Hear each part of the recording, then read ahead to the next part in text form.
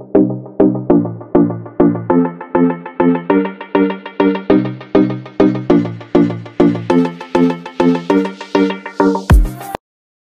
pala guys yung binili naming Korean blinds. Ikakabit namin yan sa aming kwarto sa may bintana. Kasi kahit naka-tinted yung aming bintana, ayan. Ano ba tawag yan? Sliding window. Paggabi kasi guys, pag nagbibihis ka, syempre kita dun sa mga kabilang bahay kasi matataas yung bahay na iba dito guys. Kaya ginawa ng paraan ng asawa ko. Bumili siya ng tinted na, hindi. Bumili siya ng Korean blind sa Lazada.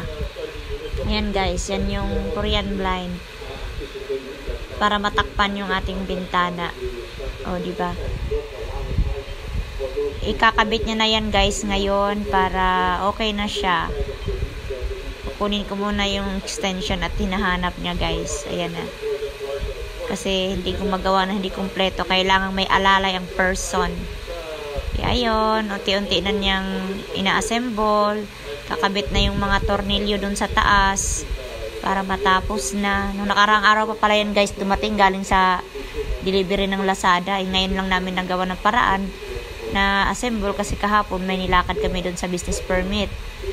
Kaya ngayon lang siya nagka-time kasi sa sunod na araw may pasok na siya. Di wala na siyang time. O ayan guys.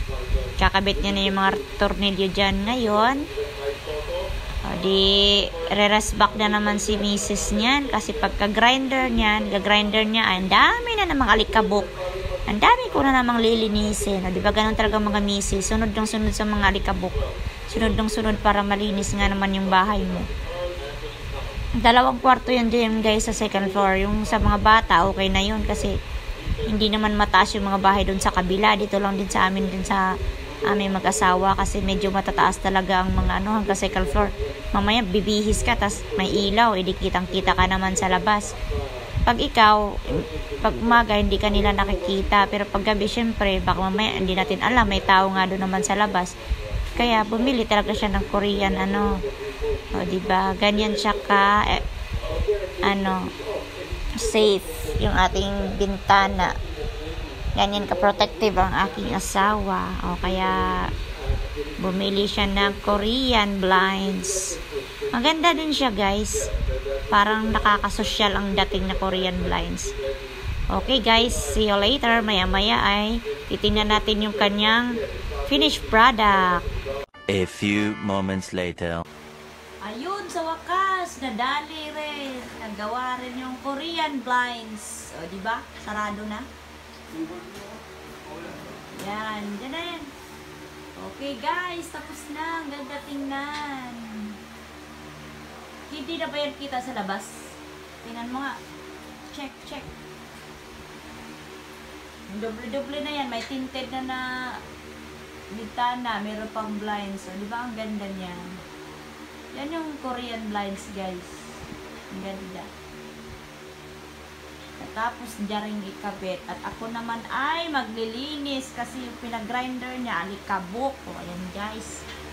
Pinagtanggal ko dun sa may lagayan namin ng damit kasi nakasabit lang yan dyan. Sa Durabox. O, diba? Ako naman si linis. Okay guys. Yan po ang aking vlog for today. May nagawa na naman si Mr. na kakaiba. Okay guys, salamat sa panonood. Thank you for watching. Bye-bye. At ako'y maglilinis na guys kasi puro alikabok. Mag-aayos pa ako dito sa loob ng aming kwarto. Okay guys, bye-bye. Yan, magulo guys.